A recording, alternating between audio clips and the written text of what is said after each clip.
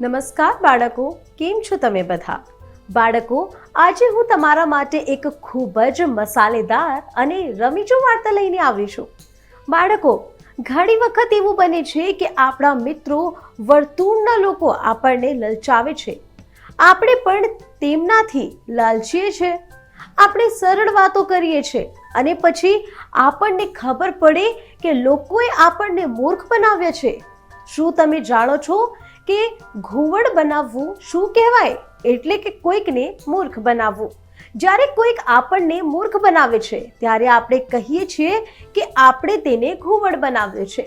પર બાળકો, ચાલો હું તમને ઘુવડને લગતી આ કહેવત પર આધારિત આ રમૂજી વાર્તા કહું. ધ્યાનથી સાંભળો, ખૂબ મજા આવશે બાળકો. ઘણા સમય પહેલાની વાત છે. એક જંગલમાં ઘણા પ્રાણીઓ અને પક્ષીઓ રહેતા હતા. જંગલની વચ્ચે એક મોટું ઝાડ હતું. તે ઝાડ પર ઘણા પક્ષીઓ રહેતા હતા અને એક ઘુવડ પણ તે ઝાડ પર રહેતું હતું. તે આખો દિવસ સૂતો હતો અને રાત્રે જાગતો હતો. એક સમયે તે ઝાડ પર રહેતી બુલબુલે ઘુવડને બોલાવ્યો. બુલબુલે કહ્યું, અરે ઘુવડ ભાઈ, હવે ઉઠો, આખું જંગલ જાગી ગયું છે અને તમે સૂઈ રહ્યા છો. ઘુવડે બુલબુલના શબ્દોનો જવાબ આપ્યો નહીં અને તે ફરીથી સૂવા લાગ્યો. બુલબુલે ફરીથી ઘુવડને બોલાવ્યો તો બુલબુલે કહ્યું, વિચિત્ર ઘુવડ ભાઈ, હું તને જગાડું છું અને તું સૂઈ રહ્યો છે. ઘુવડે કહ્યું, હે બુલબુલની પૂંછડી, હું જંગલની રક્ષા માટે આખી રાત જાગું છું.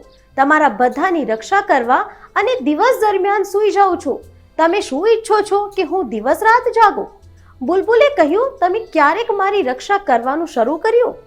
તેના બદલે તમે અમારી ઊંઘમાં ખલેલ પહોંચાડવા માટે આવાજ કરો છો અને આખી રાત જંગલમાં ફરો છો. ઘુવડે ગુસ્સામાં કહ્યું, હવે અહીંથી જા અને મને સૂવા દે. ઘુવડની વાત સાંભળીને બુલબુલ મૌન થઈ ગઈ. તે થોડી વાર વિચારતી રહી. ઘુવડને લાગ્યું કે હવે બુલબુલ તેને કંઈક કહેશે નહીં.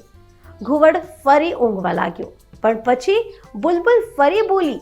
બુલબુલે કહ્યું, તમે મને ભગાડી રહ્યા છો. સમજો, તમે એક સુવર્ણ તક ગુમાવી રહ્યા છો. ઘુવડે કહ્યું, સુવર્ણ તક? અરે ખુલીને કહો ને. બુલબુલે કહ્યું, અરે હું તમને ટેકરીના શાહમૃગ વતી આમંત્રણ આપવામાં આવ્યો હતો. હવે જો તમે જવા તૈયાર ના હો તો વાંધો નથી, હું જતી રહીશ. હું ત્યાં જઈને મિજબાની કરીશ અને સાથે આનંદ હું ઉડી જઈશ અને તમે ઊંઘતા જ રહેશો. બુલબુલની વાત સાંભળીને ઘુવડ બેસી ગયો અને વિચારવા લાગ્યો કે આ તો પાર્ટીની વાત છે. કોઈક એક મને પાર્ટીમાં બોલાવ્યો છે અને હું બુલબુલ સાથે ખરાબ વર્તન કરી રહ્યો છું. ઘુવડે કહ્યું, અરે રાહ જુઓ બુલબુલ, તો ગુસ્સે થઈ રહ્યો છે. તે મને પહેલા કેમ ના કહ્યું? તે સારું કર્યું કે તે મને જગાડ્યો. હવે મારું શું? મારી ભૂખ પણ જાગી ગઈ. ઊંઘ બહુ સમય પહેલા ભાગી ગઈ હતી. તો બુલબુલે કહ્યું, સારું થયું, ઉઠો, પછી ઉડીને ટેકરી પહોંચો. ત્યાં ખૂબ સારી વાનગીઓ તૈયાર છે.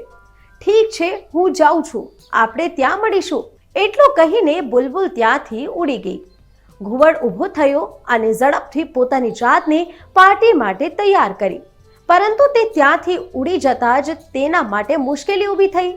વાસ્તવમાં તે તેના માળામાંથી ઉતરતાની સાથે જ એક ઝાડ સાથે અથડાયું. હકીકતમાં ઘુવડ દિવસ દરમિયાન કંઈ જોઈ શકતું ન હતું. ઘુવડે વિચાર્યું, અરે હું પાર્ટી માટે જઈ રહ્યો હતો, આ ઝાડ વચમાં ક્યાંથી આવ્યું? પણ જો મારે ટ્રીટ ખાવી હોય તો મારે આગળ વધવું પડશે. ઘુવડ ત્યાંથી ઊભો થયો, ફરી ઊભો થયો અને ફરીથી ઉડવા લાગ્યો. ઉડતી વખતે તે એક મોટા પહાડ સાથે અથડાયું. ઘુવડે વિચાર્યું, ઓહ, આ પહાડ એટલો મોટો થઈ ગયો છે. હું આટલો સરસ કામ માટે જાઉં છું અને તે મને અથડાવે છે. અરે કૃપા કરીને કોઈક આને સમજાવો, તેને મારા માર્ગમાંથી દૂર કરો. જ્યારે ઘુવડ ગુસ્સામાં આવી બધી વાતો કરી રહ્યો હતો ત્યારે એક કાગડો તેની વાતો સાંભળી રહ્યો હતો. ઘુવડની મૂર્ખતા જોઈને કાગડે કહ્યું, અરે ઘુવડની પૂંછડી, તને આ પણ સમજતું નથી? રસ્તામાં કોઈક પહાડો નથી, તમે આવ્યા છો. તે તેના સ્થાને ઊભો છે. તમે શાણપણના દુશ્મન છો. ઘુવડે કહ્યું, અરે ભાઈ, મને 2 વાર માર પડ્યો છે. આ પાર્ટી તો ખૂબ ખર્ચાળ લાગે છે. કાગડોએ કહ્યું, તમે ક્યાંક મેજબાની કરવા જઈ રહ્યો છો? ઘુવડે કહ્યું, ભાઈ, હું ટેકરી જાઉં છું. ટેકરી જવાનો રસ્તો ક્યાં છે તે કહો. શક્ય હોય તો મને ત્યાં લઈ જાઓ. કાગડોએ કહ્યું, જાઓ ભાઈ. જુઓ, તમે આ દિશામાં ક્યાંક જશો. શું તમે આગળ જઈને નદીમાં ડૂબકી મારશો? તો હું મેજબાની કરીને પાછો આવ્યો છું અને હવે હું મારા ઘરે જાઉં છું. હું પાછો નહીં જઈશ. ઘુવડે કહ્યું, અરે મારી સાથે આટલું ખરાબ વર્તન ના કર. એકલા જ પાર્ટીનો આનંદ લીધો. શું મને કંઈક ખાવાનો અધિકાર નથી? ભાઈ પ્લીઝ મને કોઈક રસ્તો બતાવો. કાગડે કહ્યું, ઠીક છે, તમે એક કામ કરો. સીધા પૂર્વ તરફ જાઓ અને ટેકરી પર મેજબાની માળો. કાગડના કહેવાથી ઘુવડ પૂર્વ તરફ ઉડવા લાગ્યો. તે લાંબા સમય સુધી ઉડતો રહ્યો. પછી નીચેથી કોઈક અવાજ સંભળાયો. તે ખૂબ જ ઝડપથી નીચે આવ્યો. ખરેખર ઘુવડને જેવા અવાજ સાંભળ્યો તે નદીના પાણીનો હતો અને તે સીધો નદીમાં પડી ગયો. ઘુવડને નદીમાં પડતું જોઈને નદીનો વૃદ્ધ કાચબો ઘુવડ પાસે ગયો અને કહ્યું, ઘુવડ ભાઈ, તમે શું અદ્ભુત વસ્તુ કરી રહ્યો છો? તમે પક્ષીની જેમ નદીમાં ડૂબકી મારી રહ્યો છે. ઘુવડે કહ્યું, ભાઈ, મેં વિચાર્યું કે તે નાચતો હતો અને મેજબાની ખાવા નીચે આવ્યો હતો. એક કાગડે મને આ રસ્તો બતાવ્યો હતો.